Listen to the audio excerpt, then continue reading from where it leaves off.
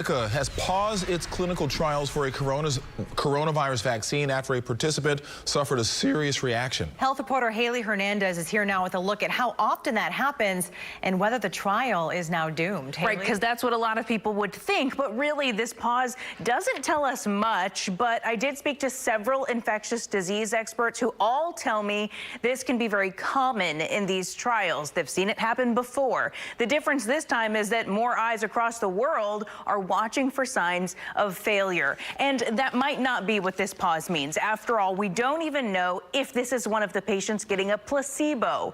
Here's what we do know. AstraZeneca is the drug maker conducting clinical trials for the University of Oxford COVID-19 vaccine. And yesterday, it had to be put on hold. The company said they voluntarily paused vaccination to allow review of safety data by an independent committee after a potentially unexplained illness in one of the trials.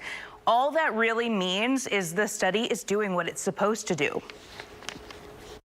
You have that responsibility to the patient's safety to investigate that as the drug company is doing, or independent researcher, to make sure that the safety of the patient is placed first. So that's why you stop the trial, even if maybe you don't think that that's the problem.